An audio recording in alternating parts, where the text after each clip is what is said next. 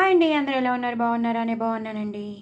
ఇవి పాపడీస్. నేను పాపడీస్ చేశాను పిల్లల కోసం స్నాక్ డబ్బాలో పెట్టడానికని నేను పాపడీస్ చేశాను. దీని రెసిపీ నేను మీకు షేర్ చేస్తానండి తప్పకుండా. సో మీరు చూసుకోండి, చేసుకోండి.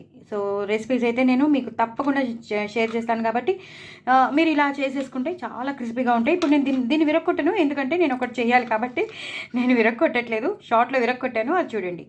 సో ఎలాగో పాపడీ చేస్తాం, పిల్లలు తింటూ ఉంటారు, సో ఎంజాయ్ చేస్తూ ఉంటారు, పప్పులో నంచుకుంటారు, అలాగే సాంబార్లో రసంలో అలాగే నంచుకుంటూ ఉంటారు, మామూలుగా కూడా తింటూ ఉంటారు. కానీ వాళ్ళకి కొంచెం టేస్ట్ ఎన్హాన్స్ చేయాలంటే నేను దోసకాయ పచ్చడి చేశాను. సో నేను దోసకాయ పచ్చడి చేశాను కాబట్టి మధ్య మధ్యలో దోసకాయ ముక్కలు కూడా వస్తూ ఉంటాయండి. నేను అలా చేశాను.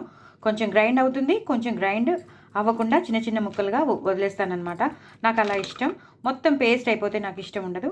సో అలా మొత్తం రాసేసుకోవాలి. అలాగే దీని మీద కూడా మధ్య మధ్యలో కొత్తిమీర వస్తుంది, కరివేపాకు వస్తుంది, వెల్లుల్లిపాయలు వేసి చేశాను, చింతపండు, అన్ని టమాటో వేస్ట్ చేశాను.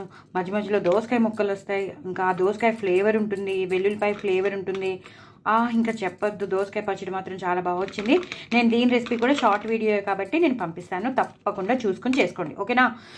మీరేం బాధపడద్దు, తప్పకుండా నేను పంపిస్తాను కాబట్టి మీరు చేసుకోండి. చాలా చాలా టేస్ట్ ఏంది, దోశలోకి బాగుంటుంది, ఇడ్లీలోకి బాగుంటుంది, అన్ని టిఫిన్స్లోకి బాగుంటుంది. అన్నంలోకి అయితే వేడివేడి అన్నంలోకి ఇలా పచ్చిమిరపకాయ నంచుకొని తింటే సూపర్. వేడివేడి అన్నంలో నెయ్యి కలుపుకుని ఇలా పచ్చిమిరపకాయ నంచుకొని తినాలి.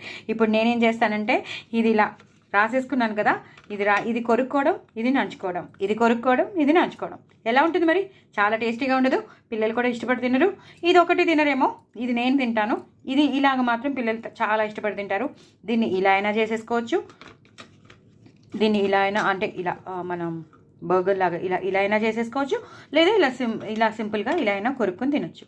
చాలా చాలా చాలా చాలా చాలా టేస్టీగా ఉంటుంది. మరి ఇంకెందుకు ఆలస్యం అండి? మీ ఇంట్లో ఎప్పుడైనా ఇలాంటి పాపడీస్ ఉంటే మాత్రం లేకపోతే నేను ఎలాగో షేర్ చేస్తాను కాబట్టి నేను చేసుకున్నప్పుడు మీరు ఇలాగా చేసుకోండి. సూపర్ చాలా టేస్టీగా ఉంది దోసకాయ పచ్చడితో ఈ పాపడీస్.